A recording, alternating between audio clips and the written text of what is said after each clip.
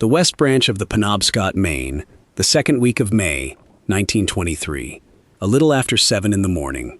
A hand on the jam crew, 31 years old, 11 springs on the river, the kind of man drive records describe as picked as much for judgment as for build, standing on a moving log at the head of a jam that had started forming about 20 minutes earlier, deciding which log to touch first. This is the part of the work that gets flattened in retelling. The picture that survives is a man balanced on a spinning log in white water, and the picture is accurate, and the picture explains nothing. Balance was the entry requirement. It was what got you hired. It was not the skill.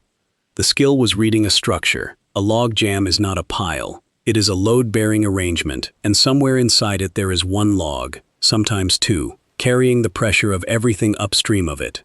Pull the wrong stick and nothing happens. You have spent 4 minutes and the jam has gained 600 logs. Pull the right one and 10,000 logs move at once, immediately, with the entire weight of a spring freshet behind them, and the man who pulled it has somewhere between 2 and 6 seconds to be somewhere else. He was not looking for the biggest log. He was looking for the one that was taking the strain, reading the angles the trunks had locked into, the water pushing up through the gaps, the small movements at the edges that told him where the pressure was going and where it was not. The jam crew existed precisely for this. The most experienced and agile men watched the places where logs were likely to jam, and when one began, they tried to reach it fast and dislodge the key logs before many more stacked up. If they failed, the river kept piling on, forming a partial dam that raised the water level behind it. Millions of board feet backed up for miles, requiring weeks to break, with timber lost outright if it was driven far enough into the shallows. So the question was never whether the man could stand on the log. The question was what 11 springs on this river had taught him to see in the first 90 seconds of a jam that a man in his second spring would look directly at and not register at all. The jam he was standing on did not begin in May. It began in November. A river drive was the last stage of a system that ran all winter, and the whole system was built around one fact. Nobody in 1923 had a machine that could economically carry 100,000 logs out of roadless mountain country. But water could. Water was free, it ran downhill, and once a year it ran hard. So the cutting happened in the cold months, when frozen ground and packed snow made hauling possible with horse teams and sleds. The logs were not taken to a mill, they were taken to the riverbank and decked there, stacked in landings above the ice, sometimes tens of thousands of them, waiting. They waited for ice out. Snowmelt gave the river more water and more speed than it would have at any other point in the year, and that surplus was the entire transport budget. Missed the freshet and the logs sat on the bank until the next spring. That is why a drive was a deadline and not a schedule. The logs carried company marks stamped into the ends, a legal identifier that could not be altered, because multiple companies often used the same river, and the wood had to be sorted at a boom downstream and credited to whoever owned it. The crews were divided by function. The drivers pushed, pried, and pulled logs off rocks and debris. The rear or sacking crew came behind, searching for logs stranded along the way, and the jam crew worked ahead of the main body of wood, clearing jams and obstacles before they could grow. The men were ferried up and down the river by a large flat-bottom boat called a bateau, when they were not in the water among the logs. Everything about that arrangement was a compromise, with a river that had no interest in cooperating. Which raises the thing the system could not solve on its own, and the reason men were standing on the logs at all. Before we continue, if this kind of documentation is what you've been looking for, consider subscribing. Every video on this channel goes into one specific element of American logging between 1900 and 1980, what the falling crew, the steam donkey, the logging railroad, or the river drive actually required, what the men running them had to know, and what the wood they cut actually became once it reached the mill. Not folklore about giant lumberjacks. The documented technical reality of a dangerous trade practiced by skilled men under real physical risk. What a riverman's judgment gave a drive that strength alone could not. The ability to look at 10,000 locked logs and know which single one to pull first. And if someone in your family worked in the woods in this era, put it in the comments. Did someone in your family drive logs? Which river, which company, and what did they say about the water in May? Next on this channel, the Wanagan. the floating cookhouse that fed a drive crew 50 miles from the nearest road, back to the woods. So, a system built on 1 week of high water, 1 river, and 1 non-negotiable requirement. What did that requirement actually ask of the man standing on the log? What the system asked of him was this: go out onto a structure holding back the weight of a river and take away the piece that is holding it. There is no version of that instruction that a manual can complete. A company could tell a new hand what a key log was. It could not tell him where this one was, in this channel, at this water level, in this jam, which had assembled itself in the last 20 minutes out of logs that had never been in these positions before and never would be again. So the reading was done from evidence. Where was the water going? A jam that is taking pressure evenly across its face behaves differently from one loading onto a single point, and the water tells you which, because it accelerates through the gaps that are still open and stops moving where the pressure has closed everything down. Where were the splinters?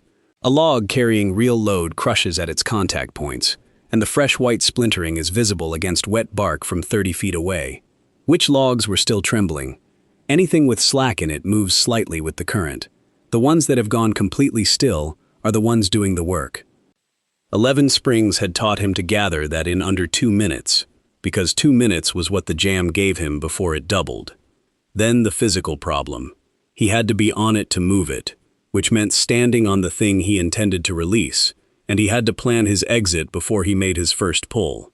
Experienced drivers worked a jam from the downstream side wherever the structure allowed it, so that release put the wood behind them rather than over them, and they picked a line to the bank, a sequence of logs, a ledge, a boulder, before the PV went in.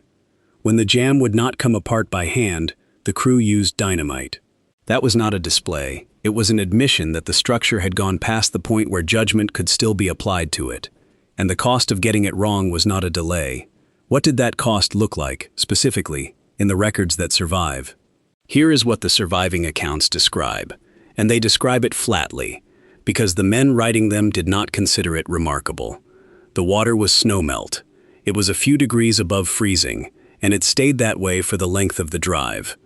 Regional accounts of Wisconsin drives record that the best of these men were almost always soaked to the skin, because there was no stopping to dry out. Wet clothes dried on the body. One driver was reported to have gone into the icy stream 10 times on the first day of a drive. That is the baseline condition, not the accident, the ordinary working day. The boots were the one piece of specialized equipment, and they were a trade-off with no good side. No riverman got onto a floating log without well-caulked driving shoes, 6 short, sharp spikes in the heel, and 2 rows up the sole. Some drivers cut a hole near the toe of each boot, as they put it, to let the water out. Spikes gave grip on wet bark. They also meant heavy-laced leather boots on a man who might go into deep, fast, log-covered water without warning, and a man in that water did not have open sky above him. He had a moving ceiling. The pay, in the same period accounts, the best drivers earned about $2.50 a day, greenhorns about $1.75, and the men slept out along the way in small tents or temporary shelters. The trade's own memorial practice tells you how it understood itself. Where a drowned driver was buried near the river, the custom recorded in regional accounts was to hang his boots on a limb above the water, not a monument, a marker, made from the only equipment that had been his.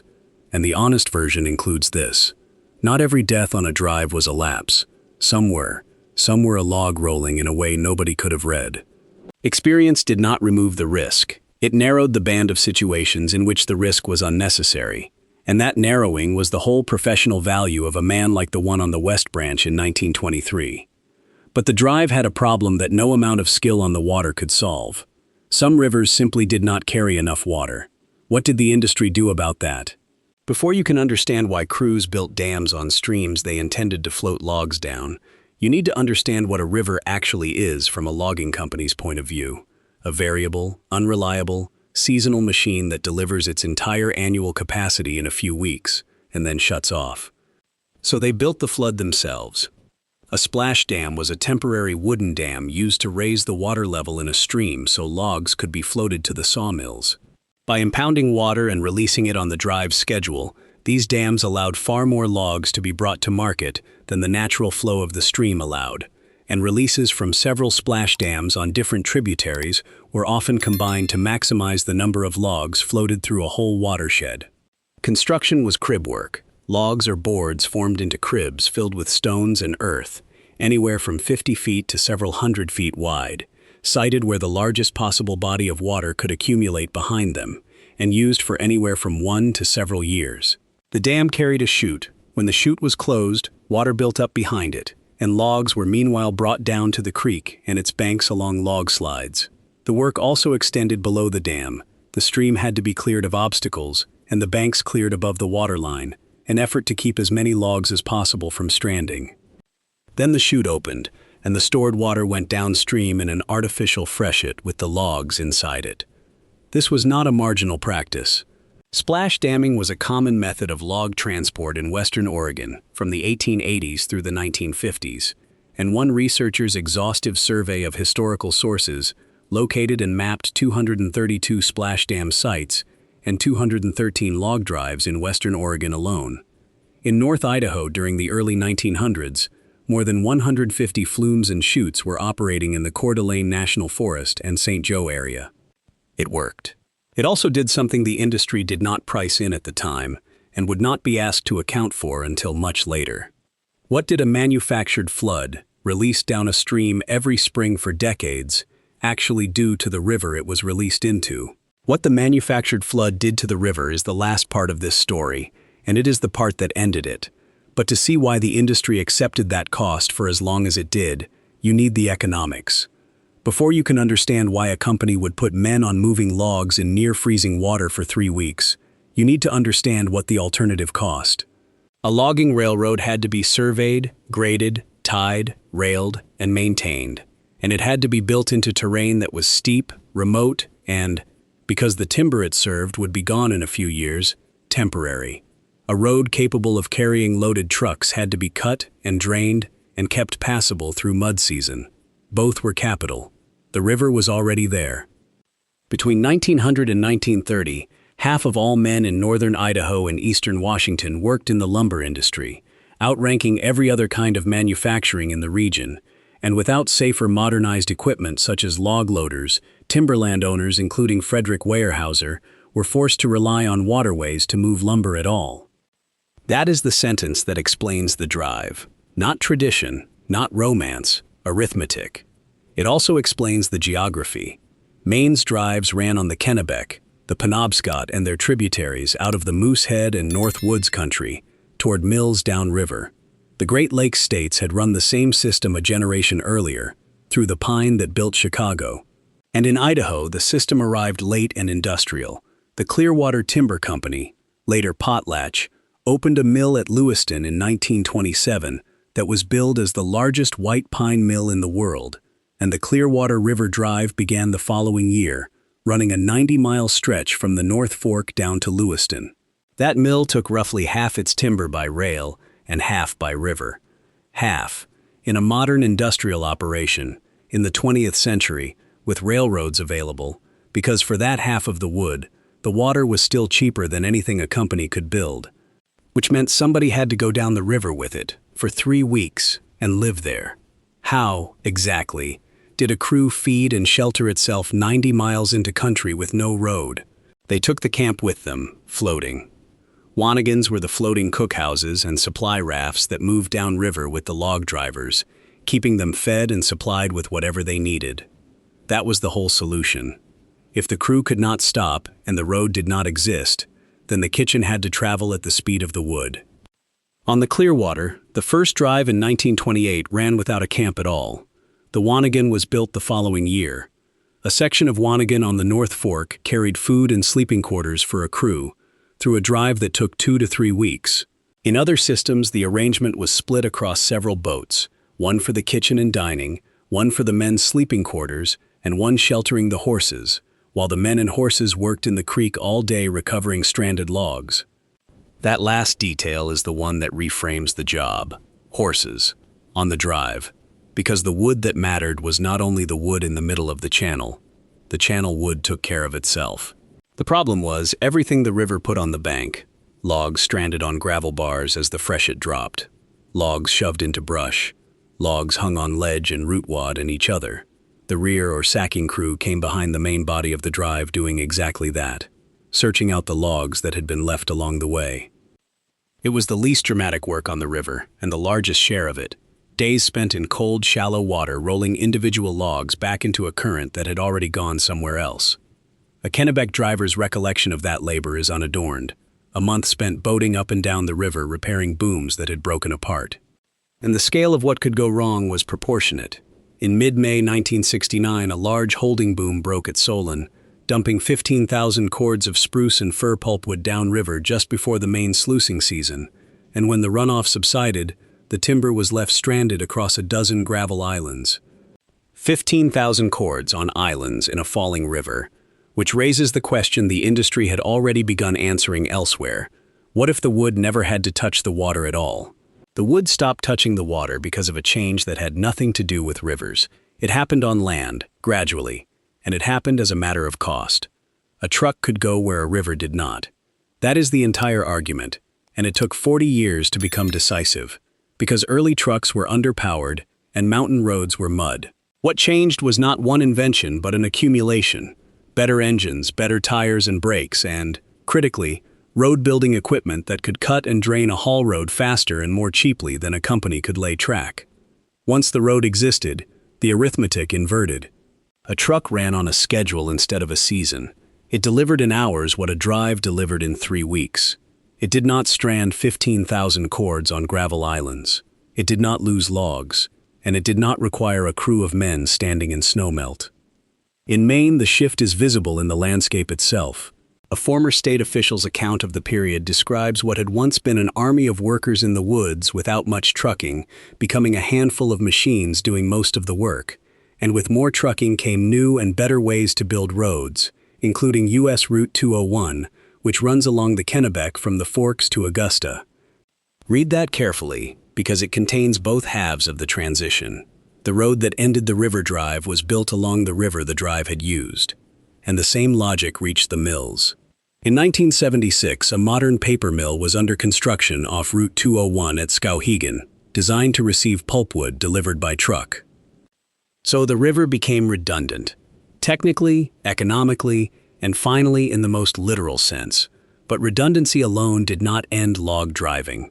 Something else did, and it came from a direction the industry had not been watching. What had 2 centuries of drives actually been doing to the rivers themselves? Everything that had made the drive work had been extraction from the river, and it was not only the timber. Start with the splash dams. Severe scouring from splash damming is among the earliest reported forms of widespread human disturbance in the streams of the Pacific Northwest. A restoration manager describing the legacy on one Washington river put it plainly: every tree on the banks was scarred and every pebble of gravel was flushed out. The releases themselves drove spawning fish off their nests, and a typical splash dam at the head of a river sent surges of water and logs directly over spawning grounds used by large numbers of salmon.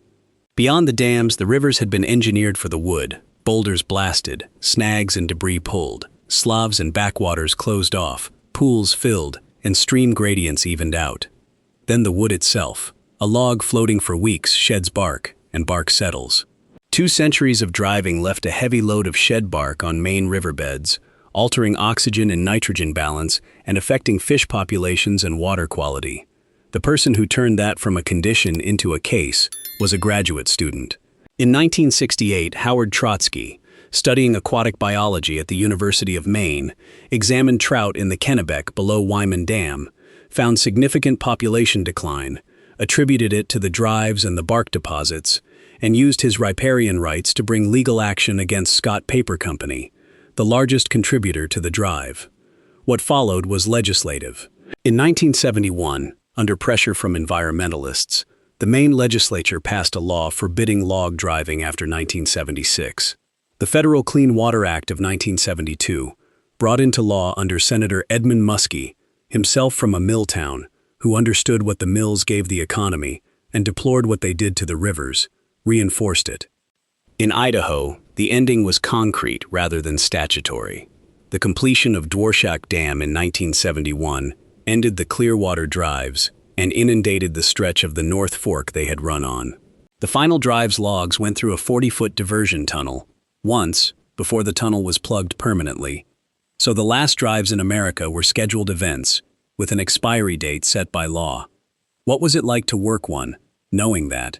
David Calder went onto the Kennebec Drive in the mid-1960s. At the very end of it, his first day was spent clearing logs behind a pulp mill, crawling down over a bark pile to a river running fast at that point. He recalled hauling wood from a pile of pulp to the river and throwing it in, day after day, until at the end of one of them an older hand named Ernest Kramer reached down and pulled him up over the bank. Calder was sold on the work. He had about a decade.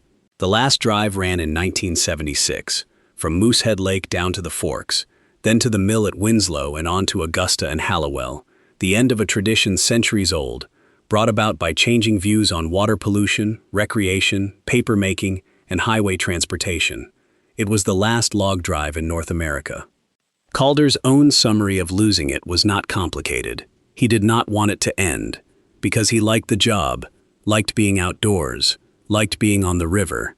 A student history of the Kennebec, written from what the old drivers told their families, records the same view, that the pay was poor, but it was good to be on the river, working with your hands. If this channel is going to keep documenting what it actually took to log an American forest by hand and by steam, subscribe. There are more falling crews, more steam donkeys, more logging railroads, and more river drives that quietly built the houses, the towns, and the railroads of a growing country, and were never described as historically significant at the time, because the men doing the work didn't have time to think of it that way.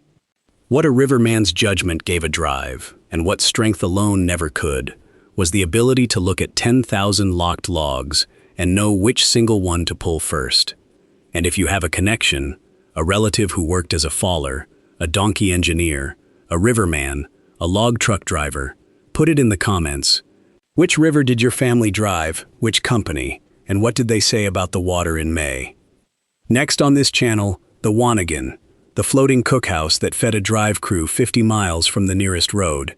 David Calder's work as a river driver ended, in its original form, in 1976. By the early 1980s, truck haulage and mill road access had replaced every function the drive had performed. What the trucks and the roads gave the trade: delivery on a schedule instead of a season, wood that was not lost to gravel bars, rivers that recovered, and no crew standing in snowmelt to move a log. What they did not give anyone: a reason to read a jam, to stand at the face of 10,000 locked logs and know from the water, the splintering, and the stillness which single stick was carrying the load. Calder did not know this was what the years on the river had built in him. He knew it the day the last drive passed the mill, and there was nothing downstream of it, and the skill that had taken 11 springs to build had no river left to be used on. The jam had known what to ask of him. No one had thought to tell the truck to ask.